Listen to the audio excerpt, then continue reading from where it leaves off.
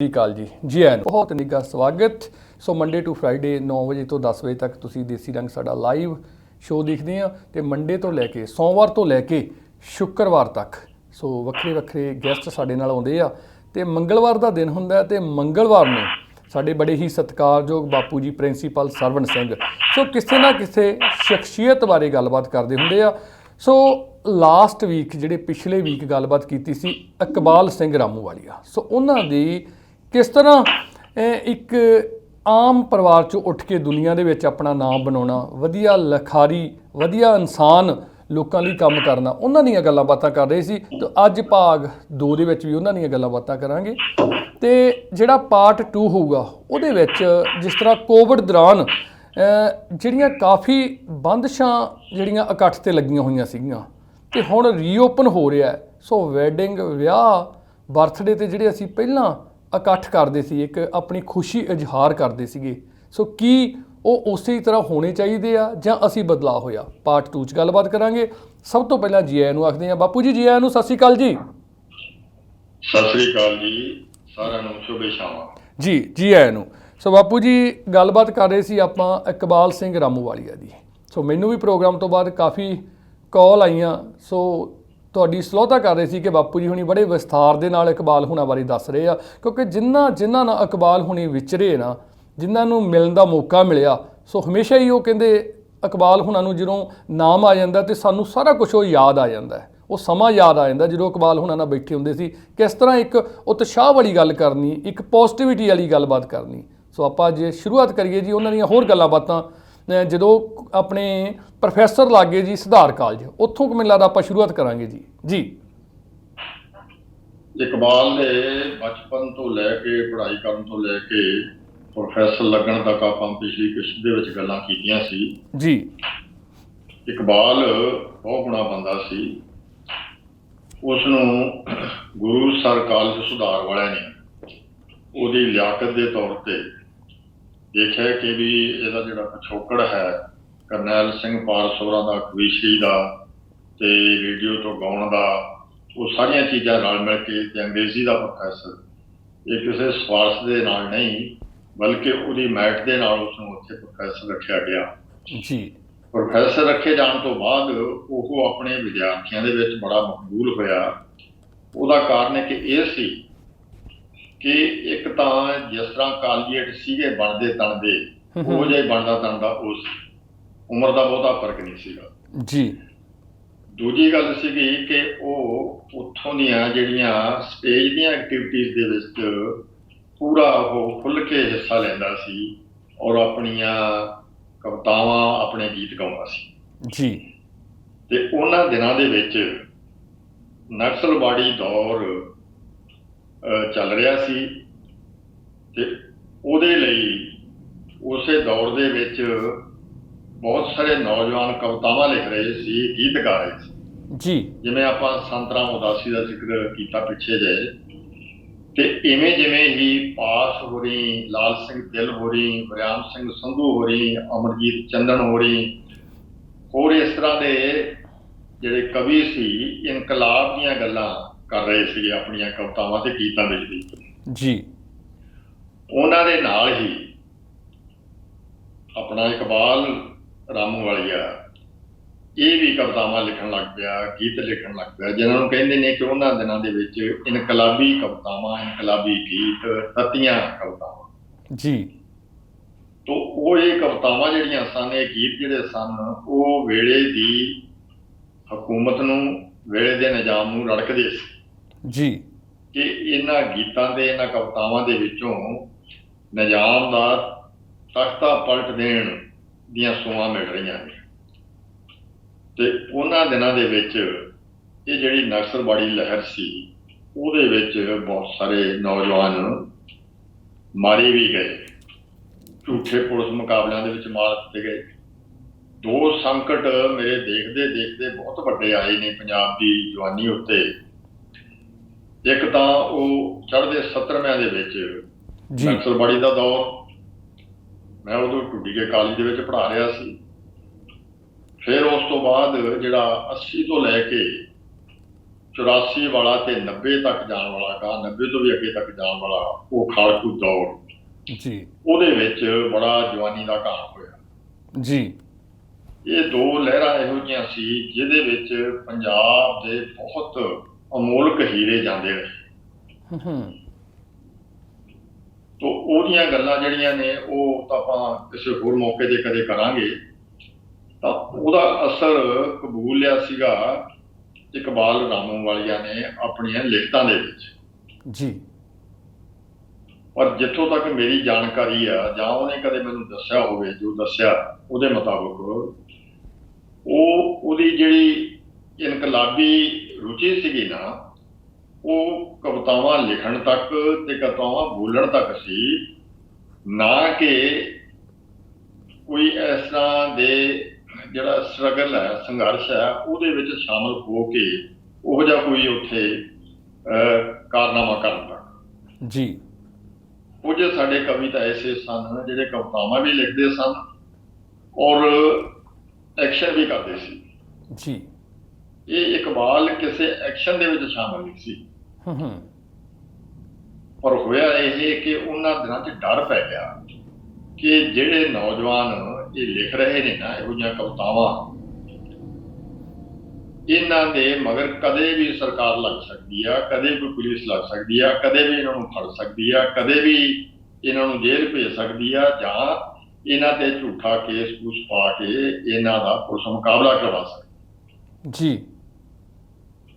ਤੋ ਉਹ ਜਿਹੜਾ ਡਰ ਪੈ ਗਿਆ, ਉਸ ਡਰ ਦੇ ਵਿੱਚੋਂ ਕਾਫੀ ਸਾਰੇ ਨੌਜਵਾਨ ਕਵੀ, ਕਹਾਣੀਕਾਰ, ਲੇਖਕ ਹੋਰ ਉਹ ਭਾਰਤ ਛੱਡ ਕੇ ਵਿਦੇਸ਼ਾਂ ਨੂੰ ਨਿਕਲਣੇ ਸ਼ੁਰੂ ਹੋ ਗਏ ਜੀ। ਮੇਰੇ ਦੇਖਦੇ ਦੇਖਦੇ ਦੋ ਦੌਰ, ਬਲਕਿ ਹੁਣ ਤਾਂ ਤਿੰਨ ਹੀ ਕਹਿ ਸਕਦੇ ਆ, ਐਸੇ ਆਏ ਨੇ ਜੀ ਜਦੋਂ ਪੰਜਾਬ ਦਾ ਦਿਮਾਗ, ਜਿਹੜੇ ਕਹਿੰਦੇ ਕਹਾਉਂਦੇ ਲੇਖਕ, ਕਵੀ, ਕਲਾਕਾਰ ਜਾਂ ਨੌਜਵਾਨ ਜੀ, ਉਹ ਵੱਡੀ ਗਿਣਤੀ ਦੇ ਵਿੱਚ ਵਿਦੇਸ਼ ਨੂੰ ਨਿਕਲੇ। ਮੈਨੂੰ ਯਾਦ ਹੈ ਕਿ 1962 'ਚ ਜਦੋਂ ਮੈਂ ਦਿੱਲੀ ਪੜ੍ਹਨ ਲੱਗਿਆ ਤਾਂ ਉਹਨਾਂ ਦਿਨਾਂ ਦੇ ਵਿੱਚ ਬਹੁਤ ਸਾਰੇ ਟੀਚਰ ਲੱਗੇ ਹੋਏ ਸਾਡੇ ਪੰਜਾਬ ਦੇ ਪੜ੍ਹੇ ਲਿਖੇ ਨੌਜਵਾਨ, ਜਿਹੜੇ ਲਿਖ ਵੀ ਰਹੇ ਸੀ, ਜਿਹੜੇ ਇਨਕਲਾਬ ਦੀਆਂ ਗੱਲਾਂ ਵੀ ਕਰ ਰਹੇ ਸੀ ਜੀ। ਅਜੇ ਤਾਂ ਮਤਲਬ ਪ੍ਰਯੋਗਵਾਦੀ ਦੌਰ ਚੱਲ ਰਿਹਾ ਸੀ, ਔਰ ਉਹਨਾਂ ਦੇ ਵਿੱਚੋਂ ਬਹੁਤ ਸਾਰੇ ਜਿਹੜੇ ਸੀ ਐਮਪਲੋਇਮੈਂਟ ਵੋਚਰ ਦੇ ਉੱਤੇ ਇੰਗਲੈਂਡ ਨੂੰ ਨਿਕਲੇ। ਬਾਅਦ ਦੇ ਵਿੱਚ ਉਹਨਾਂ ਨੇ ਇੰਗਲੈਂਡ ਦੇ ਜਾ ਕੇ ਇੰਗਲੈਂਡ ਦੇ ਵਿੱਚ ਪੰਜਾਬੀ ਸਾਹਿਤ ਦੀ ਰਚਨਾ ਕੀਤੀ। ਉਸ ਤੋਂ ਬਾਅਦ ਦੂਜੇ ਦੌਰ ਦੇ ਵਿੱਚ 1970 ਤੋਂ ਫਿਰ ਜਿਹੜਾ ਅਗਾਂਹ ਚੱਲਦਾ, ਉਹਦੇ 'ਚ ਬਹੁਤ ਸਾਰੇ ਨੌਜਵਾਨ ਉਹ ਵਿਦੇਸ਼ਾਂ ਨੂੰ ਨਿਕਲੇ, ਜਿਹਦੇ 'ਚੋਂ ਬਹੁਤ ਸਾਰੇ ਕੈਨੇਡਾ ਦੇ ਵਿੱਚ ਵੀ ਪਹੁੰਚੇ ਜੀ, ਔਰ ਅਮਰੀਕਾ ਦੇ ਵਿੱਚ ਵੀ ਪਹੁੰਚੇ, ਹੋਰਨਾਂ ਮੁਲਕਾਂ ਦੇ ਵਿੱਚ ਵੀ। ਤੋ ਇੱਧਰ ਇਹਨਾਂ ਦਾ ਭਰਾ, ਇਕਬਾਲ ਦਾ ਭਰਾ ਰਛਪਾਲ, ਉਸ ਨੂੰ ਸਭ ਤੋਂ ਪਹਿਲਾਂ ਕੱਢਿਆ ਗਿਆ ਜੀ। ਉਹ ਪਹਿਲਾਂ ਆਇਆ ਕੈਨੇਡਾ। ਉਹ ਕੈਨੇਡਾ ਆਉਣ ਦੇ ਨਾਲ ਚਲੋ ਪਰਿਵਾਰ ਦਾ ਇੱਕ ਜੀ ਆ ਗਿਆ ਇੱਥੇ, ਤੇ ਇੱਕ ਜੀ ਜਦੋਂ ਪਹੁੰਚ ਜਾਵੇ ਨਾ ਵਿਦੇਸ਼ ਦੇ ਵਿੱਚ ਤੇ ਫਿਰ ਠਾਰ ਬਣ ਜਾਂਦੀ ਆ ਹੋਰਨਾਂ ਦੇ ਪਹੁੰਚਣ। ਤੇ ਉਧਰ ਆਪਣਾ ਇਕਬਾਲ ਤੇ ਇਹਨਾਂ ਦੀ ਪਤਨੀ ਸੁਖ ਸਾਗਰ, ਇਹ ਦੋਨੇ ਲੈਕਚਰਰ ਲੱਗੇ ਹੋਏ ਸੀ, ਪ੍ਰੋਫੈਸਰ ਲੱਗੇ ਹੋਏ ਸੀ ਕਾਲਜਾਂ ਦੇ ਵਿੱਚ, ਦੋਨੇ ਹੀ ਅੰਗਰੇਜ਼ੀ ਪੜ੍ਹਾਉਂਦੇ ਸੀ। ਇੱਕ ਸੁਧਾਰ ਦੇ ਕਾਲਜ ਦੇ ਵਿੱਚ ਤੇ ਬੀਬੀ ਸੁਖ ਸਾਗਰ ਪਹਿਲਾਂ ਸਮਰਾਲੇ ਕਾਲਜ ਦੇ ਵਿੱਚ ਤੇ ਫਿਰ ਕਰਮਸਰ ਰਾੜੇ ਉਸ ਕਾਲਜ ਦੇ ਵਿੱਚ ਉਹ ਪੜ੍ਹਾਉਂਦੇ ਸੀਗੇ। ਜੇ ਦੇਖਿਆ ਜਾਵੇ ਇੱਕ ਤਰ੍ਹਾਂ ਨਾਲ ਉਹਨਾਂ ਦਾ ਜੀਵਨ ਬਹੁਤ ਵਧੀਆ ਸਥਾਪਿਤ ਹੋ ਗਿਆ ਸੀਗਾ ਕਿ ਦੋਨੇ ਜੀ ਲੈਕਚਰਰ, ਦੋਨੇ ਜੀ ਪਿੰਡਾਂ ਦੇ ਕਾਲਜਾਂ ਦੇ ਵਿੱਚ, ਦੋਨੇ ਆਪੋ ਆਪਣੇ ਪਿੰਡਾਂ ਦੇ ਨੇੜੇ। ਔਰ ਇਹ ਜਿਹੜਾ ਜੀਵਨ ਆ, ਜਿਵੇਂ ਕਿ ਮੈਂ ਵੀ ਕਈ ਵਾਰੀ ਮਹਿਸੂਸ ਕਰਦਾ ਹੁੰਦਾ ਕਿ ਇੱਕ ਕਾਲਜ ਪ੍ਰੋਫੈਸਰ ਦਾ ਜੀਵਨ ਜਾਂ ਸਕੂਲ ਦੇ ਵਿੱਚ ਅਧਿਆਪਕ ਦਾ ਜੀਵਨ, ਮੈਨੂੰ ਹੁਣ ਤੱਕ ਲੱਗਦਾ ਰਿਹਾ ਕਿ ਇਹ ਬਹੁਤ ਚੰਗਾ ਜੀਵਨ ਹੈ, ਜਿਹਦੇ ਵਿੱਚ ਤੁਸੀਂ ਨੌਜਵਾਨਾਂ ਨੂੰ, ਬੱਚਿਆਂ ਨੂੰ ਇੱਕ ਤਾਂ ਉਹਨਾਂ ਦੀ ਸੰਗਤ ਮਾਣਦੇ ਹੋ, ਇੱਕ ਉਹਨਾਂ ਨੂੰ ਸਿੱਖਿਅਤ ਕਰਦੇ ਹੋ, ਉਹਨਾਂ ਦੇ ਨਾਲ ਤੁਸੀਂ ਵੀ ਆਪਣੇ ਆਪ ਨੂੰ ਨੌਜਵਾਨ ਮਹਿਸੂਸ ਕਰਦੇ। ਪਰ ਜਿਹੜਾ ਅੰਦਰ ਖਾਤੇ ਡਰ ਪੈਦਾ ਹੋ ਗਿਆ ਸੀ ਕਿ ਵੀ ਕਿਸੇ ਵੀ ਵੇਲੇ ਨਕਸਲਬਾੜੀ ਦੌਰ ਦੇ ਵਿੱਚ ਜਿਹੜੇ ਵੀ ਲਿਖਦੇ ਰਹੇ ਨੇ ਜਾਂ ਲਿਖ ਰਹੇ ਨੇ, ਉਹਨਾਂ ਨੂੰ ਸਰਕਾਰ ਦਾ ਸੇਕ ਲੱਗ ਸਕਦਾ, ਤਾਂ ਉਹਦੇ ਡਰ ਦੇ ਵਿੱਚੋਂ ਹੀ ਇਕਬਾਲ ਰਾਮੂਵਾਲੀਆ ਤੇ ਇਹਨਾਂ ਦੀ ਸੁਪਤਨੀ ਇਹ 1974-75 ਦੇ ਵਿੱਚ ਕੈਨੇਡਾ ਨੂੰ ਇਹਨਾਂ ਨੇ ਵੀ ਧਾਈਆਂ ਬੋਲੀਆਂ। ਇਕਬਾਲ ਨੇ ਕਾਫੀ ਸਾਰੀਆਂ ਕਵਿਤਾਵਾਂ ਲਿਖੀਆਂ ਨੇ, 5 ਕਾਵਿ ਸੰਗ੍ਰਹਿ ਨੇ ਇਕਬਾਲ ਦੇ ਲਿਖੇ ਹੋਏ। ਇਸ ਤੋਂ ਬਿਨਾਂ ਉਸਨੇ ਕਹਾਣੀਆਂ ਦੀ ਵੀ ਕਿਤਾਬ ਲਿਖੀ ਆ। ਉਹਨੇ 2 ਨਾਵਲ ਅੰਗਰੇਜ਼ੀ ਦੇ ਵਿੱਚ ਲਿਖੇ ਆ, ਪੰਜਾਬੀ ਦੇ ਵਿੱਚ ਵੀ ਨਾਵਲ ਲਿਖਿਆ। ਔਰ ਇਸ ਤੋਂ ਬਿਨਾਂ ਆਪਣੀ ਸਵੈ ਜੀਵਨੀ ਦੇ 2 ਭਾਗ ਨੇ। ਫਿਰ ਅਖਬਾਰਾਂ ਰਸਾਲਿਆਂ ਦੇ ਵਿੱਚ ਵੀ ਉਹ ਲਿਖਦਾ ਰਿਹਾ। ਖਬਰਨਾਮਾ ਅਖਬਾਰ ਦੇ ਵਿੱਚ ਜਿਹੜਾ ਕਿ ਬਰੈਂਟਨ ਦਾ ਅਖਬਾਰ ਆ ਖਬਰਨਾਮਾ, ਉਹਦੇ ਵਿੱਚ ਇਹਦੇ ਐਡੀਟੋਰੀਅਲ ਛਪਦੇ ਰਹੇ।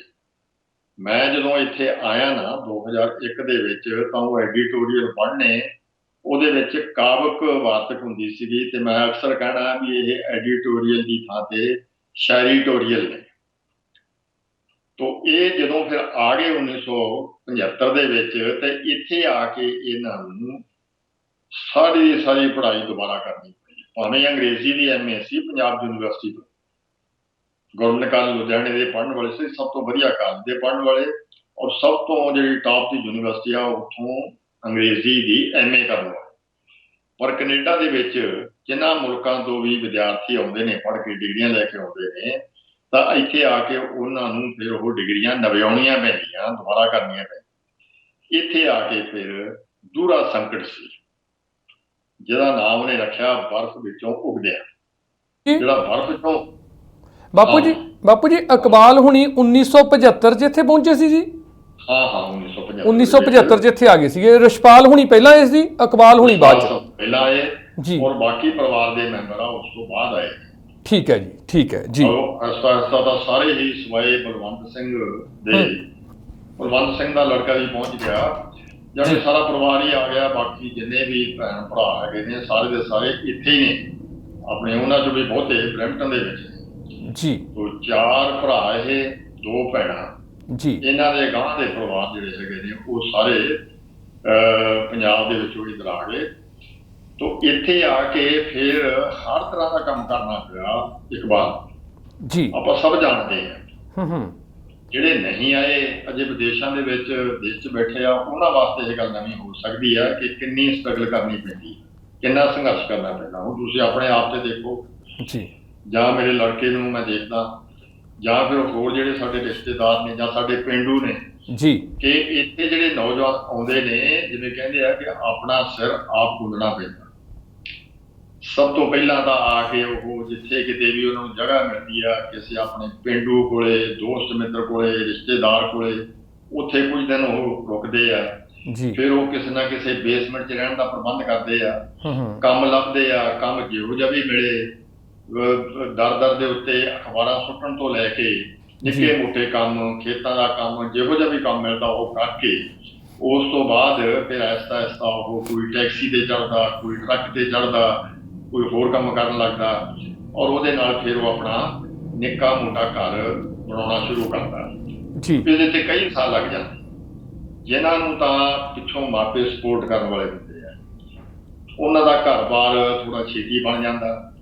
ਜਿਨ੍ਹਾਂ ਨੇ ਆਪਦੀ ਹਿੰਮਤ ਦੇ ਨਾਲ ਹੀ ਸਾਰਾ ਕੁਛ ਕਰਨਾ ਹੁੰਦਾ, ਉਹਨਾਂ ਨੂੰ ਬੜਾ ਟਾਈਮ ਲੱਗਦਾ, ਕਈ ਸਾਲ ਲੱਗ ਜਾਂਦੇ ਨੇ ਆਪਣਾ ਘਰ, ਆਪਣਾ ਪੱਕਾ ਟਿਕਾਣਾ ਬਣਾਉਣ। ਪਹਿਲਾਂ ਛੋਟਾ ਟਿਕਾਣਾ ਬਣਾਉਂਦੇ ਨੇ, 2-3 ਕਮਰਿਆਂ ਵਾਲਾ ਘਰ, ਫਿਰ 4 ਕਮਰਿਆਂ ਵਾਲਾ ਵੱਡਾ ਟਾਵਰ ਹੋ ਜਾਂਦਾ, ਤੇ ਫਿਰ ਵੱਡਾ ਘਰ। ਤੋ ਇਸ ਤਰ੍ਹਾਂ ਦਾ ਜੀਵਨ ਜਿਹੜਾ ਹੈਗਾ ਇਕਬਾਲ ਨੂੰ ਵੀ ਇੱਥੇ ਆ ਕੇ ਸ਼ੁਰੂ ਕਰਨਾ ਪਿਆ। ਦੋਨੇ ਜੀ ਪ੍ਰੋਫੈਸਰੀ ਕਰਦੇ ਆਏ ਸੀ, ਬਹੁਤ ਸੌਖਾ ਕੰਮ ਕਰਦੇ ਆਏ ਸੀ ਮੇਰੇ ਹਿਸਾਬ ਨਾਲ। ਬਿਲਕੁਲ। ਔਰ ਬੜਾ ਉਹ ਜਿਹੜਾ ਸਨਮਾਨਯੋਗ ਕੰਮ ਸੀ, ਕਿਉਂਕਿ ਮੈਂ ਖੁਦ ਉੱਥੇ ਪ੍ਰੋਫੈਸਰ ਰਿਹਾ। ਇੱਕ ਪ੍ਰੋਫੈਸਰ ਨੂੰ ਕਿੰਨੀਆਂ ਸਤਿ ਸ੍ਰੀ ਅਕਾਲਾਂ ਮਿਲਦੀਆਂ ਸਵੇਰ ਤੋਂ ਲੈ ਕੇ ਸ਼ਾਮ ਤੱਕ ਜੀ। ਕਿੰਨੇ ਵਿਦਿਆਰਥੀ, ਕਿੰਨੇ ਮਤਲਬ ਚੰਗੇ ਚੰਗੇ ਅਧਿਆਪਕ ਸਾਥੀ, ਕਿੰਨੇ ਹੋਰ ਸਾਰੇ ਮਿਲਦੇ ਜੀ। ਔਰ ਵਾਈਟ ਕਾਲਰ ਜੌਬ, ਉੱਥੇ ਜਾ ਕੇ ਤੁਸੀਂ ਲੈਕਚਰ ਦੇਣਾ ਔਰ ਬੱਚਿਆਂ ਨੂੰ ਮਤਲਬ ਗਾਈਡ ਕਰਨਾ ਹੈਗਾ। ਜਦੋਂ ਸੌਖਾ ਕੰਮ ਤਾਂ ਦੁਨੀਆ 'ਚ ਹੋ ਨਹੀਂ ਕੋਈ ਸਕਦਾ। ਫਿਰ ਥੋੜੇ ਘੰਟੇ, ਬਿਲਕੁਲ। ਇੱਕ ਕਾਲਜ ਦਾ ਪ੍ਰੋਫੈਸਰ ਜਿਹੜਾ ਹੈਗਾ, ਉਹਦੇ ਔਸਤ ਕਾਲਜ ਦੇ ਵਿੱਚ ਮੇਰਾ ਖਿਆਲ ਨਹੀਂ ਕਿ 4 ਘੰਟੇ ਤੋਂ ਵੱਧ ਪੈਂਦੀ ਹੋਵੇ, ਕਿਉਂਕਿ ਉਹਨੇ 4 ਫੀਲਡ ਪੜ੍ਹਾਉਣੇ ਹੁੰਦੇ ਨੇ। ਇਵੇਂ ਜਿਵੇਂ ਜਿਹੜਾ ਸਕੂਲ ਦਾ ਅਧਿਆਪਕ ਆ, ਉਸ ਦੀ 6 ਘੰਟੇ ਜਾਂ 7 ਘੰਟੇ ਡਿਊਟੀ ਹੁੰਦੀ ਹੈ।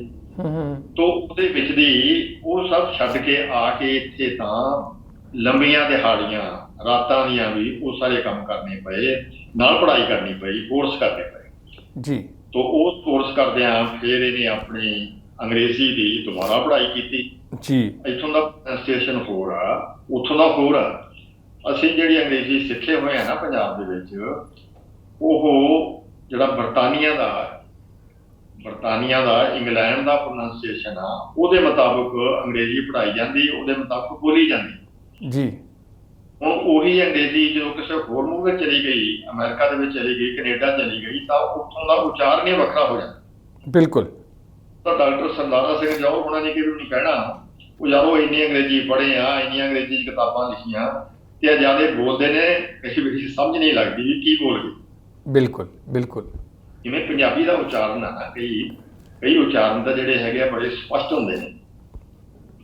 ਮਾਝੇ ਦਾ ਉਚਾਰਨ, ਮਾਲਵੇ ਦਾ ਉਚਾਰਨ, ਇਵੇਂ ਜਿਵੇਂ ਪੁਆਧ ਦਾ ਉਚਾਰਨ, ਕਈ ਉਚਾਰਨ ਪੰਜਾਬੀ ਦੇ ਵੀ ਇਹੋ ਜਿਹੇ ਨੇ ਜਿਹੜੇ ਕਿ ਛੇਤੀ ਕੀਤਾ ਸਮਝ ਨਹੀਂ ਆਉਂਦੇ ਆਮ ਬੰਦੇ। ਬਿਲਕੁਲ ਸਹੀ ਗੱਲ। ਸੋ ਇਵੇਂ ਹੀ ਅੰਗਰੇਜ਼ੀ ਦਾ ਤੋ ਉਚਾਰਨ ਵੀ ਠੀਕ ਕਰਨਾ ਸੀ, ਬਾਕੀ ਆਪਦੀ ਜਿਹੜੀ ਸ਼ਬਦਾਵਲੀ ਸੀ, ਵੋਕੈਬਲਰੀ ਸੀ, ਉਹ ਵੀ ਵਧਾਉਣੀ ਸੀ, ਤੇ ਹੋਰ ਲਿਟਰੇਚਰ ਪੜ੍ਹਨਾ ਸੀ ਜੀ। ਉਹ ਵੀ ਬੜਾ ਮੁਸ਼ੱਕਤ ਦਾ ਕੰਮ ਸੀ, ਬੜਾ ਔਖਾ ਕੰਮ ਸੀ। ਮੈਨੂੰ ਇਹ ਦੱਸਿਆ ਕਰਦਾ ਸੀਗਾ ਇਕਬਾਲ, ਇਹ ਬਹੁਤ ਔਖਾ ਕੰਮ। ਤੋ ਇਸ ਤਰੀਕੇ ਦੇ ਨਾਲ ਉਹ ਸਾਰੀਆਂ ਇਹਨੇ ਡਿਗਰੀਆਂ ਕੀਤੀਆਂ, ਫਿਰ ਸਕੂਲ ਦੇ ਵਿੱਚ ਪੜ੍ਹਾਉਣ ਦੀ ਵੀ ਡਿਗਰੀ ਕੀਤੀ, ਨਾਲ ਦੀ ਨਾਲ ਕੰਮ, ਨਾਲ ਦੀ ਨਾਲ ਇਹਨਾਂ ਦੇ ਫਿਰ ਜਿਵੇਂ ਕਿ ਗਾਂ ਬੱਚੇ ਪੈਦਾ ਹੋਣੇ ਹੁੰਦੇ ਨੇ, 2 ਬੀਬੀਆਂ ਜੋੜੀਆਂ ਪੈਦਾ, ਉਹ ਵੀ ਬਹੁਤ ਕਮਜ਼ੋਰ, ਫਿਰ ਉਹਨਾਂ ਦਾ ਧਿਆਨ ਰੱਖਣਾ, ਉਹਨਾਂ ਦੀ ਦਵਾਈ ਬੂਟੀ, ਉਹਨਾਂ ਦੀ ਸਾਂਭ ਸੰਭਾਲ, ਇੱਕ ਜੀ ਨੇ ਕੰਮ ਕਰਨਾ, ਇੱਕ ਨੇ ਬੱਚਿਆਂ ਨੂੰ ਸੰਭਾਲਣਾ।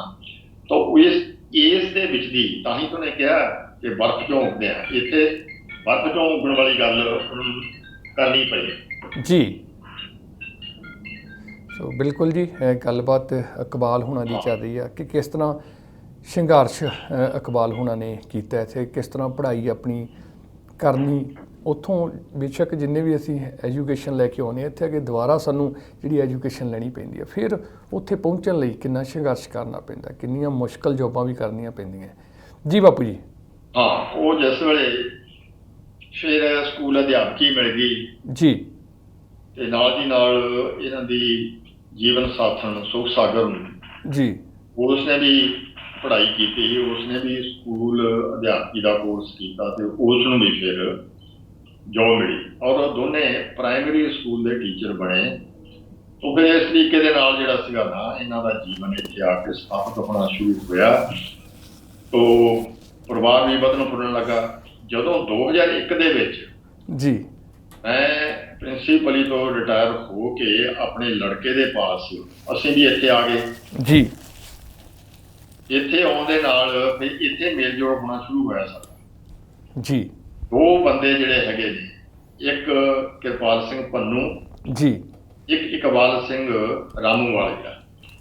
ये दो बंदे मेरे लिए बहुत ही मैं कहना है कि मसीहे कह सकते हैं जी, मेरे लिए देवते कह सकते हैं, वो साबित होए जी। इस करके साबित होए कि इन्हां दोनों बंदियां ने मैनू कंप्यूटर दे लड़ ला पहला तो 60 साल तक देखो मैं कलम दे नाल ही लिखदा रहा जी।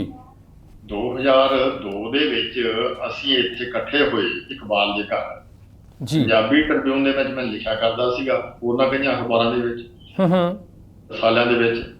ਤਾਂ ਪੰਜਾਬੀ ਟ੍ਰਿਬਿਊਨ ਦਾ ਐਡੀਟਰ ਹਰਭਜਨ ਸਿੰਘ ਹਰਭਜਨ ਹਲਵਾਰਵੀ ਉਹ ਵੀ ਆਇਆ ਹੋਇਆ ਸੀ, ਤੇ ਹਰਭਜਨ ਗੀਤਕਾਰ ਉਹ ਵੀ ਆਇਆ ਹੋਇਆ ਸੀ। ਉਸ ਸਬੱਬ ਨਾਲ ਅਸੀਂ ਸਾਰੇ ਜਣੇ ਇਕੱਠੇ ਹੋਏ ਇਕਬਾਲ ਦੇ ਘਰ ਜੀ। ਇਕਬਾਲ ਦੇ ਘਰ ਮਹਿਫਲ ਲੱਗੀ ਤਾਂ ਉੱਥੇ ਕਹਿਣ ਲੱਗੇ ਵੀ ਚਲੋ ਸੁਣਾਓ ਕੁਛ ਨਾ ਕੁਛ। ਉਹ ਫਿਰ ਉੱਥੇ ਸੁਣਾਉਣ ਲੱਗ ਪਏ। ਇਹ ਪਹਿਲਾਂ ਤਾਂ ਦੋਨੇ ਜਣੇ ਲੱਗੇ ਆਪਣਾ ਇਕਬਾਲ ਤੇ ਰਛਪਾਲ ਵੀ ਕਵੀਸ਼ਰੀ ਸੁਣਾਓ ਜੀ। ਕਵੀਸ਼ਰੀ ਸੁਣਾਈ ਇਹਨਾਂ ਨੇ, ਨਾਲ ਹੀ ਫਿਰ ਹਰਭਜਨ ਮਾਨ ਲੱਗ ਤਿੰਨਾਂ ਨੇ ਕਵੀਸ਼ਰੀ ਐਸੀ ਸੁਣਾਈ ਕਿ ਜਿਹੜੇ ਉੱਥੇ ਅਸੀਂ 10-15 ਸਰੋਤੇ ਸੀਗੇ ਸਭ ਕੀਲੇ ਗਏ। ਤੇ ਪ੍ਰੋਗਰਾਮ ਬਣ ਗਿਆ ਵੀ ਇੱਕ ਨਾ ਆਪਾਂ ਬ੍ਰੈਂਪਟਨ 'ਚ ਇਹੋ ਜਿਹਾ ਸ਼ੋਅ ਰੱਖੀਏ ਜਿਹਦੇ 'ਚ ਕਵੀਸ਼ਰੀ ਪੇਸ਼ ਕੀਤੀ ਜਾਵੇ ਜੀ। ਲੋ ਜੀ ਉਹਦੇ 'ਚ ਇਕਬਾਲ ਮਾਲਵੀ ਸੀ ਉੱਥੇ। ਉਹ ਕਹਿੰਦਾ ਇਹ ਤਾਂ ਕੰਮ ਹੀ ਖੱਬੇ ਹੱਥ ਦਾ ਹੈਗਾ, ਵੀ ਅਰੇਂਜ ਕਰ ਲੈਂਦੇ ਆਪਾਂ ਸਾਰਾ ਪ੍ਰੋਗਰਾਮ। ਉਹ ਅਰੇਂਜ ਕਰ ਲਿਆ ਤੇ ਉਹਦਾ ਪ੍ਰੋਗਰਾਮ ਦਾ ਨਾਂ ਰੱਖ ਲਿਆ ਦੁਨੀਆ 64 ਦਿਨਾਂ ਦਾ ਮੇਲਾ ਜੀ। ਉਹ ਦੁਨੀਆ 64 ਦਿਨਾਂ ਦਾ ਮੇਲਾ ਇੱਕ ਹਾਲ ਲੈ ਲਿਆ, 500 ਸੀਟਾਂ ਸੀ ਉਹਦੇ ਵਿੱਚ। ਖਰਚਾ ਵਰਚਾ ਪੂਰਾ ਕਰਨ ਵਾਸਤੇ $10 ਦਾ ਮਤਲਬ ਟੋਕਨ ਰੱਖ ਲਿਆ ਕਿ ਇਸ ਤਰੀਕੇ ਨਾਲ ਖਰਚਾ ਵੀ ਪੂਰਾ ਹੋ ਜਾਊਗਾ। ਤੇ ਉਹਦੇ 'ਚ ਬਹੁਤ ਹੀ ਰੰਗ ਬੰਨਿਆ ਇਹਨਾਂ ਨੇ ਕਵੀਸ਼ਰੀ ਦਾ ਜੀ। ਤੋ ਉਸ ਕਵੀਸ਼ਰੀ ਦੇ ਵਿੱਚ ਮੈਨੂੰ ਯਾਦ ਹੈ ਚੰਗੀ ਤਰ੍ਹਾਂ ਕਿ ਵੀ ਇਹਨੇ ਇਕਬਾਲ ਨੇ ਬੜਾ ਨਿੱਠ ਕੇ ਗਾਇਆ। ਮੈਂ ਇੱਥੇ ਕੁਛ ਉਹਦੀਆਂ ਲਾਈਨਾਂ ਵੀ ਨੋਟ ਕੀਤੀਆਂ ਜੀ। ਤੇ ਬੜੀਆਂ ਇਹਨਾਂ ਨੇ ਪੁਰਾਣੀ ਕਵੀਸ਼ਰੀ ਜਿਹੜੀ ਇਹ ਰੇਡੀਓ ਤੋਂ ਗਾਉਂਦੇ ਹੁੰਦੇ ਸੀ, ਉੱਥੇ ਇਹਨਾਂ ਦੀ ਸਾਂਗੀ ਵੀ ਬੋਲਦੀ ਹੁੰਦੀ ਸੀਗੀ ਔਰ ਇਹਨਾਂ ਦੀ ਢੱਡ ਵੀ ਖੜਕਦੀ ਸੀ ਤੇ ਰਲ ਕੇ ਗਾਉਂਦੇ ਹੁੰਦੇ ਸੀਗੇ। ਇੰਨੇ ਭਰਾ ਗਈ ਥਲ ਵਿੱਚ ਭੁਰਤਾ ਹੋ, ਸੱਸੀ ਪੁੰਨਣਾ ਪੁੰਨਣਾ ਕਰਦੀ, ਜੋ ਵੀ ਉੱਤਰ ਪਹਾੜੋਂ ਆਏ ਪਿੱਛਿਆ ਤੂੰ ਪਾ ਦੇ ਸੁੰਦਰਾਂ, ਪੁੱਤ ਪੂਰਨਾ ਹੁੰਦੀ ਵਿਰਲੀ ਮਾਂ ਮਤਰੇਈ ਚੰਗੀ ਵੇ, ਨਿੰਮ ਦਾ ਮਾਣ ਕਰੇ ਨਾ ਹੀਰੇ, ਨਿੰਮ ਦਾ ਮਾਣ ਕਰੀ ਨਾ ਹੀਰੇ, ਤੋਤਿਆਂ ਨੂੰ ਬਾਗ ਬੜੇ, ਜਗ ਜੰਕਸ਼ਨ ਰੇਲਾਂ ਦਾ ਗੱਡੀ ਇੱਕ ਆਵੇ ਕਿ ਜਾਵੇ, ਹੈ ਆਉਣ ਜਾਣ ਬਣਿਆ ਦੁਨੀਆ 64 ਦਿਨਾਂ ਦਾ। ਤੋ ਜਿੰਨੇ ਵੀ ਬੰਦੇ ਸੀ ਉੱਥੇ ਸਾਰੇ ਜਿਹੜੇ ਦੂਜੇ ਅਖਾੜੇ ਸੁਣਦੇ ਸੀ, ਦੂਜੇ ਗੀਤ ਸੁਣਦੇ ਸੀ, ਉਹਨਾਂ ਨੂੰ ਲੱਗਿਆ ਕਿ ਇਹਦੇ ਵਿੱਚ ਜ਼ਿਆਦਾ ਖਿੱਚ ਹੈ, ਜ਼ਿਆਦਾ ਇਹਦੇ ਵਿੱਚ ਹੈ। ਔਰ ਉਹਦੇ ਵਿੱਚ ਬਹੁਤ ਸਿੱਖਿਆਦਾਇਕ ਕਵੀਸ਼ਰੀ, ਬਹੁਤ ਸਿੱਖਿਆਦਾਇਕ ਗੱਲਾਂ ਵੀ ਸੁਣਾਈਆਂ ਗਈਆਂ। ਤੋ ਉਹਦੇ ਨਾਲ ਕੀ ਹੋਇਆ ਕਿ ਜਿਹੜੇ ਕੁਝ ਪ੍ਰੋਗਰਾਮ ਹੁੰਦੇ ਸੀ, ਕਦੇ ਕਦੇ ਰੇਡੀਓ ਤੋਂ ਪ੍ਰੋਗਰਾਮ ਇਕਬਾਲ ਨੇ ਆ ਜਾਣਾ ਜੀ, ਮੈਨੂੰ ਵੀ ਨਾਲ ਲੈ ਜਾਣਾ ਤੇ ਅਸੀਂ ਕੁਝ ਪ੍ਰੋਗਰਾਮ ਇਕੱਠੇ ਵੀ ਗੱਲਾਂ ਬਾਤਾਂ ਕਰਨ ਦੇ, ਜਿਵੇਂ ਹੁਣ ਗੱਲਾਂ ਬਾਤਾਂ ਕਰ ਰਹੇ ਹਾਂ। ਅਜੀਤ ਅਖਬਾਰ ਨੇ ਆਪਣਾ ਰੇਡੀਓ ਚਲਾਇਆ ਸੀ ਜੀ, ਉੱਥੇ ਵੀ ਕਰਨੀ ਹੈ। ਰਛਪਾਲ ਵੀ ਵਿੱਚ ਸ਼ਾਮਲ ਹੋਣਾ, ਬਲਰਾਜ ਜੋਲ ਵੀ ਹੋਣਾ, ਇਕਬਾਲ ਵੀ ਹੋਣਾ, ਮੈਂ ਵੀ ਹੋਣਾ ਤੇ ਅਸੀਂ ਉਹ ਗੱਲਾਂ ਬਾਤਾਂ ਕਰਨੀਆਂ। ਤੋ ਉੱਥੇ ਫਿਰ ਉਹਨਾਂ ਉਸ ਮਾਹੌਲ ਦੇ ਵਿੱਚ ਦੀ ਕਿਰਪਾਲ ਸਿੰਘ ਪੰਨੂ ਹੋਰੀ ਜਦੋਂ ਮੈਨੂੰ ਮਿਲੇ ਤਾਂ ਉਹ ਕਹਿਣ ਲੱਗੇ ਵੀ ਮੈਂ ਇੱਕ ਪ੍ਰੋਗਰਾਮ ਬਣਾਇਆ ਕਿ ਸ਼ਾਹਮੁਖੀ ਜਿਹੜੇ ਅੱਖਰ ਨੇ ਨਾ ਉਰਦੂ ਜਿਹਦੇ 'ਚ ਲਿਖਿਆ ਜਾਂਦਾ ਹੈਗਾ ਅਲਫਬੇ ਪੇ ਤੇ ਡੇ, ਔਰ ਇੱਧਰ ਪੰਜਾਬੀ ਲਿਖੀ ਜਾਂਦੀ ਹੈ ਗੁਰਮੁਖੀ ਦੇ ਵਿੱਚ, ਉਡਾਨ ਆਈਡੀ ਦੇ ਵਿੱਚ, ਕਿ ਗੁਰਮੁਖੀ ਦੇ ਅੱਖਰ ਜਿਹੜੇ ਹੈਗੇ ਨੇ ਉਹ ਬਦਲੇ ਜਾਂਦੇ ਹੈਗੇ ਆ ਕੰਪਿਊਟਰ ਦੇ ਰਾਹੀਂ ਸ਼ਾਹਮੁਖੀ ਦੇ ਵਿੱਚ। ਮੈਂ ਕਿਹਾ ਵੀ ਇਹ ਕਿਵੇਂ ਹੋ ਜਾਂਦਾ। ਤੇ ਉਦੋਂ ਸਾਡਾ ਘਰ ਇੱਥੋਂ ਵਾਲਾ ਉਹ ਜਿਹੜਾ ਸੀਗਾ ਤੇ ਜਦੋਂ ਪੰਨੂ ਸਾਹਿਬ ਉੱਥੇ ਰਹਿੰਦੇ ਹੁੰਦੇ ਸੀ ਉਹ ਬਿਲਕੁਲ ਨੇੜੇ ਸੀ, ਸਾਰਾ 2 ਫਰਲਾਂਗ ਦਾ ਫਰਕ। ਠੀਕ ਹੈ। ਉਹ ਕਹਿੰਦੇ ਮੈਂ ਤੁਹਾਨੂੰ ਦਿਖਾ ਦੂੰ, ਮੇਰੇ ਕੋਲ ਆ। ਮੈਂ ਕਿਹਾ ਤੇ ਉਹ ਦਿਖਾਇਆ, ਉਹ ਦੇਖਿਆ। ਮੈਂ ਕਿਹਾ ਤੇਰੀ, ਕਹਿੰਦੇ ਬੋਲੋ ਤੁਸੀਂ, ਕੋਈ ਵੀ ਬੋਲੋ ਜੀ। ਮੈਂ ਬਾਬਾ ਫਰੀਦ ਜੀ ਦਾ ਸ਼ਲੋਕ ਬੋਲਿਆ, ਉਹਨਾਂ ਨੇ ਟਾਈਪ ਕਰ ਲਿਆ ਗੁਰਮੁਖੀ ਅੱਖਰਾਂ 'ਚ ਤੇ ਫਿਰ ਕਹਿੰਦੇ ਵੀ ਇਹਨੂੰ ਹੁਣ ਮੈਂ ਉਰਦੂ ਅੱਖਰਾਂ 'ਚ ਕਰ ਦਿਆਂ, ਯਾਨੀ ਸ਼ਾਹਮੁਖੀ 'ਚ ਕਰ ਦਿਆਂ। ਮੈਂ ਕਿਹਾ ਕਰੋ। ਉਹ ਕੀਤਾ ਤੇ ਉਹ ਹੋ ਗਿਆ ਜੀ। ਉਹ ਕਹਿੰਦੇ ਇਸੇ ਤਰ੍ਹਾਂ ਕੋਈ ਵੀ ਲਿਖਤ, ਕੋਈ ਵੀ ਕਿਤਾਬ ਜਿਹੜੀ ਗੁਰਮੁਖੀ ਅੱਖਰਾਂ ਦੇ ਵਿੱਚ ਹੋਵੇ ਉਹ ਸ਼ਾਹਮੁਖੀ ਅੱਖਰਾਂ 'ਚ ਕੀਤੀ ਜਾ ਸਕਦੀ ਜੀ। ਮੈਂ ਸੋਚਿਆ ਉਹ ਤਾਂ ਬਹੁਤ ਹੀ ਵੱਡਾ ਪੁਲ ਬਣਾਤਾ ਇਹਨਾਂ ਨੇ ਕਿ ਸਾਡੀਆਂ ਕਿਤਾਬਾਂ ਉਧਰਲੇ ਬੰਦੇ ਪੜ੍ਹ ਸਕਣਗੇ, ਉਧਰਲੀਆਂ ਕਿਤਾਬਾਂ ਲੈਂਦੇ ਪੰਜਾਬੀ ਅਸੀਂ ਪੜ੍ਹ ਸਕਾਂਗੇ ਜੀ। ਮੈਂ ਕਿਹਾ ਤਾਂ ਕਮਾਲ ਦੀ ਸ਼ਾਇਕੀ ਬਣਾਤੀ ਹੈ ਤੁਸੀਂ। ਉਹ ਕਹਿਣ ਲੱਗੇ ਵੀ ਤੁਸੀਂ ਕੰਪਿਊਟਰ ਸਿੱਖਣਾ ਸ਼ੁਰੂ ਕਰ ਦਿਓ, ਇਹ ਸਾਰਾ ਕੁਝ ਤੁਹਾਨੂੰ ਵੀ ਆ। ਤਾਂ ਉਹਨਾਂ ਨੇ ਮੈਨੂੰ ਕੰਪਿਊਟਰ ਸਿਖਾਉਣਾ ਸ਼ੁਰੂ ਕਰਤਾ। ਉਹਦੇ ਨਾਲ ਉਸ ਤੋਂ ਬਾਅਦ ਮੈਂ ਖੁਦ ਜੋ ਆਪਣੀਆਂ ਲਿਖਤਾਂ ਨੇ ਸਿੱਧੀਆਂ ਟਾਈਪ ਕਰਦਾ ਜੀ। ਔਰ ਉਦੋਂ ਤੋਂ ਲੈ ਕੇ ਹੁਣ ਤੱਕ ਮੈਂ ਗਿਣੀਆਂ ਤਾਂ ਨਹੀਂ ਆ, ਪਰ ਮੈਨੂੰ ਲੱਗਦਾ ਕਿ 20-25 ਕਿਤਾਬਾਂ ਮੈਂ ਉਹ ਖੁਦ ਟਾਈਪ ਕੀਤੀਆਂ ਨੇ, ਖੁਦ ਕੰਪੋਜ਼ ਕੀਤੀਆਂ ਨੇ ਜੀ। ਔਰ ਪਹਿਲਾ ਜਿਹੜਾ ਸੀਗਾ ਨਾ ਆਪਣਾ PC ਕੰਪਿਊਟਰ ਜੀ, ਉਹ ਇਕਬਾਲ ਨੇ ਮੈਨੂੰ ਲੈ ਕੇ ਦਿੱਤਾ ਜੀ। ਔਰ ਉਹਨੇ ਆ ਕੇ ਮੈਨੂੰ ਥੋੜ੍ਹੀਆਂ ਬਹੁਤੀਆਂ ਗੱਲਾਂ ਵੀ ਦੱਸੀਆਂ, ਸੈੱਟ ਕਰਕੇ ਗਿਆ ਕਰ ਵੀ ਇਸ ਤਰ੍ਹਾਂ ਇੱਥੇ ਐਂ ਬੈਠ ਕੇ ਆਹ ਕਰਨਾ ਜੀ। ਤੇ ਮੈਨੂੰ ਫਿਰ ਕਹਿਣਾ ਜੇ ਇਹਨੂੰ ਕੋਈ ਔਰ ਪਵੇ ਤਾਂ ਮੈਨੂੰ ਦੱਸਣੀ। ਉਹਨਾਂ ਨੂੰ ਦੱਸਣੀ ਕਿਰਪਾਲ ਸਿੰਘ ਪੰਨੂ ਦਾ ਗੁਰੂ ਧਾਰੇ ਹੋਏ ਸੀ, ਉਹਨਾਂ ਨੂੰ ਤਾਂ ਸਭ ਕੁਝ ਉਹ ਫਟਾਫਟ ਉਹਨਾਂ ਨੇ ਆ ਕੇ ਜੀ ਮੈਨੂੰ 2-3 ਮਹੀਨਿਆਂ 'ਚ ਪੂਰਾ ਤਾਰ ਕਰ ਦਿੱਤਾ ਤੇ ਉਹ ਤਾਂ ਲਿਖਿਆ। ਹੁਣ ਇਹ 2 ਬੰਦੇ ਨੇ, ਮੈਂ ਸਮਝਦਾ ਕਿ ਮੈਥੋਂ ਲਿਖਣ ਪੜ੍ਹਨ ਦਾ ਕੰਮ ਕਰਵਾਉਣ ਦੇ ਵਿੱਚ ਇਹਨਾਂ ਦਾ ਬਹੁਤ ਵੱਡਾ ਯੋਗਦਾਨ ਹੈ ਜੀ। ਉਸ ਤੋਂ ਬਾਅਦ ਅਸੀਂ ਕਲਮਾਂ ਦੇ ਕਾਫਲੇ ਦੇ ਵਿੱਚ ਇਕੱਠੇ ਹੋਣਾ, ਉੱਥੇ ਆਪੋ ਆਪਣੀਆਂ ਰਚਨਾਵਾਂ ਪੇਸ਼ ਕਰਨੀਆਂ, ਗੱਲਾਂ ਬਾਤਾਂ ਕਰਨੀਆਂ।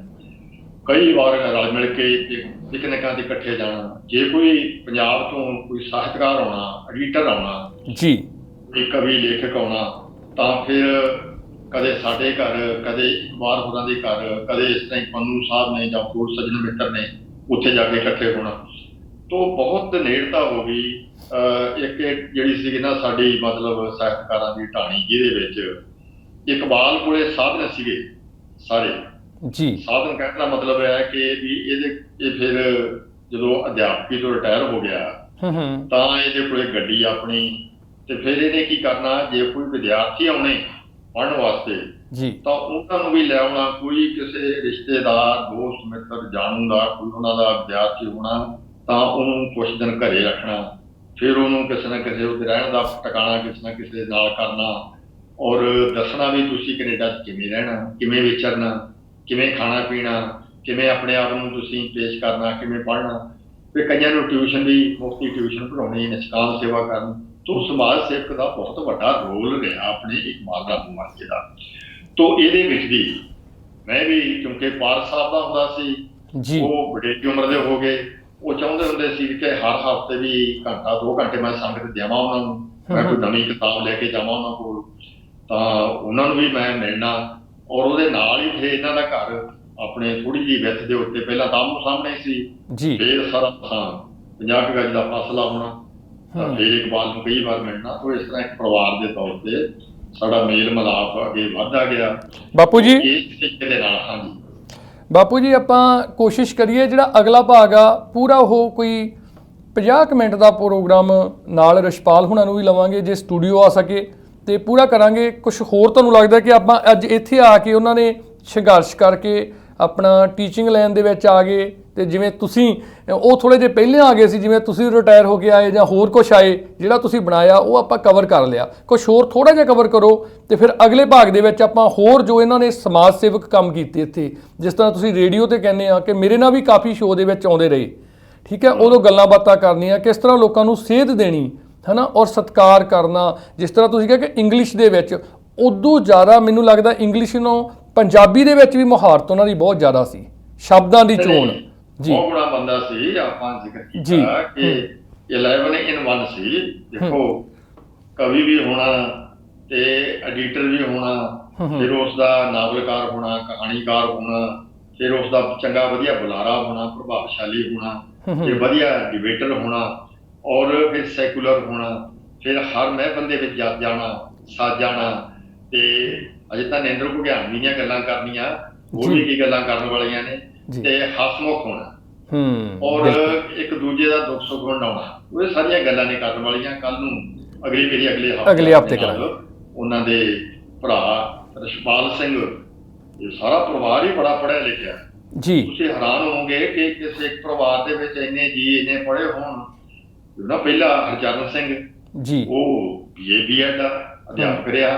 ਫਿਰ ਬਲਵੰਤ ਸਿੰਘ, ਉਹ ਇਕਨੋਮਿਕਸ ਦੀ MA ਜੀ, ਤੇ ਬੁਲਾਰਾ ਕਿੰਨਾ ਤਕੜਾ ਉਹ। ਫਿਰ ਤੁਸੀਂ ਦੇਖੋ ਆਪਣੇ ਇਕਬਾਲ, ਇਹ ਵੀ ਇੰਗਲਿਸ਼ ਦੀ MA, ਫਿਰ ਕਿੰਨਾ ਦੁਨੀਆ ਤੁਰਿਆ ਫਿਰਿਆ। ਫਿਰ ਰਛਪਾਲ PhD ਜੀ, ਤੇ ਫਿਰ ਇਹਨਾਂ ਦੀ ਭੈਣ ਇੱਕ ਕਰਮਜੀਤ, ਉਹ ਵੀ ਪ੍ਰੋਫੈਸਰ ਰਹੀ ਆ ਜੀ। ਔਰ ਬੀਬੀ ਚਰਨਜੀਤ ਕੌਰ, ਜਿਹਨੂੰ ਇਹ ਸੁਭਾਗ ਪ੍ਰਾਪਤ ਹੋਇਆ ਆਪਣੇ ਪਿਤਾ ਜੀ, ਮਾਤਾ ਪਿਤਾ ਜੀ ਨੂੰ ਨਾਲ ਰੱਖਣ ਦਾ। 22-23 ਸਾਲ ਇੱਥੇ ਆਪਣਾ ਅਮਰਜੀਤ, ਮੇਰੀ ਪਤਨੀ ਹਰਜੀਤ ਦੇ ਮਾਮੇ ਦਾ ਲੜਕਾ। ਤੋਂ ਇਹ ਸਾਰਾ ਪਰਿਵਾਰ ਰਲ ਮਿਲ ਕੇ ਜਿਹੜਾ ਹੈਗਾ ਨਾ, ਇੱਥੇ ਇੱਕ ਸਥਾਪਿਤ ਪਰਿਵਾਰ ਬਣ ਗਿਆ ਬਰੈਂਪਟਨ ਦੇ ਵਿੱਚ ਜੀ। ਤੋਂ ਇਹ ਸਾਰੀਆਂ ਗੱਲਾਂ ਆਪਾਂ ਜਿਹੜੀਆਂ ਕੀਤੀਆਂ ਨੇ, ਕਾਫੀ ਸਾਰੀਆਂ ਹੋਰ ਕਰਨ ਵਾਲੀਆਂ ਜਿਹੜੀਆਂ ਕਿ ਆਪਾਂ ਇੱਕ ਰਛਪਾਲ ਦੇ ਨਾਲ ਰਲ ਕੇ ਅਗਲੇ ਹਫ਼ਤੇ ਕਰਾਂਗੇ। ਬਿਲਕੁਲ ਜੀ। ਸੋ ਦੋਸਤੋ, ਇਹ ਸੀ ਸਾਡਾ ਪਾਰਟ 1 ਅੱਜ ਦਾ ਪ੍ਰੋਗਰਾਮ, ਜਿਸ ਦੇ ਵਿੱਚ ਅਸੀਂ ਇਕਬਾਲ ਸਿੰਘ ਰਾਮੂ ਵਾਲੇ ਦੀਆਂ ਗੱਲਾਂ ਬਾਤਾਂ ਕਰ ਰਹੇ ਹਾਂ ਕਿ ਕਿਸ ਤਰ੍ਹਾਂ ਕਹਿੰਦੇ ਨੇ ਕਿਸੇ ਨੇ ਕੁਛ ਕਰਨਾ ਨਾ, ਕਿਸੇ ਲਈ ਕੁਛ ਕਰਨਾ ਹੈ। ਆਪਣੇ ਲਈ ਤਾਂ ਆਪਾਂ ਸਾਰੇ ਕੁਛ ਹੀ ਕਰਦੇ ਹਾਂ, ਕਿਸੇ ਲਈ ਕੁਛ ਕਰਨਾ ਕਿ ਜਿਹੜਾ ਬਾਅਦ 'ਚ ਲੋਕ ਸਾਨੂੰ ਸਾਡੇ ਜਾਣ ਤੋਂ ਬਾਅਦ ਯਾਦ ਰੱਖਣ, ਗੱਲਾਂ ਬਾਤਾਂ ਕਰਨ, ਹੈ ਨਾ। ਤੇ ਫਿਰ ਉਹ ਕਰਦੇ ਰਹਿਣਾ ਚਾਹੀਦਾ। ਹੁਣ ਇੱਕ ਸਮਾਂ ਛੋਟੀ ਜਿਹੀ ਬ੍ਰੇਕ ਦਾ ਹੋਇਆ। ਬ੍ਰੇਕ ਤੋਂ ਬਾਅਦ ਜਿਸ ਤਰ੍ਹਾਂ ਮੈਂ ਕਿਹਾ ਸੀ ਦੋਸਤੋ, 10 ਮਿੰਟ ਦਾ ਆਪਣੇ ਕੋਲ 15 ਮਿੰਟ ਦਾ ਸਮਾਂ ਹੁੰਦਾ ਹੈ। ਸੋ ਕੋਵਿਡ ਦੌਰਾਨ ਜੋ ਇਕੱਠ ਤੇ ਬੰਦਸ਼ਾਂ ਲਾਈਆਂ ਹੋਈਆਂ ਸਰਕਾਰ ਦੁਆਰਾ ਕਿ ਇਹ ਬਿਮਾਰੀ ਕੋਵਿਡ ਦੀ ਹੋਰ ਨਾ ਫੈਲੇ। ਹੁਣ ਦੁਬਾਰਾ ਰੀਓਪਨ ਹੋ ਰਹੇ ਆ, ਸੋ ਵਿਆਹ ਸ਼ਾਦੀਆਂ ਕੀ ਸਾਨੂੰ ਜਿਵੇਂ ਪਹਿਲਾਂ ਇਕੱਠ ਕਰਦੇ ਸੀ ਉਦਾਂ ਹੀ ਕਰਨੇ ਚਾਹੀਦੇ ਆ ਜਾਂ ਫਿਰ ਇਸ ਤੋਂ ਸੰਕੋਚ ਕਰਨਾ ਚਾਹੀਦਾ, ਘੱਟ ਕਰਨੇ ਚਾਹੀਦੇ ਆ? ਤੁਹਾਡੇ ਵਿਚਾਰ ਲਵਾਂਗੇ। ਇੱਕ ਛੋਟੀ ਜਿਹੀ ਬ੍ਰੇਕ, ਅਸੀਂ ਹੁਣੀ ਗਏ, ਹੁਣੇ ਵਾਪਸ ਆਏ।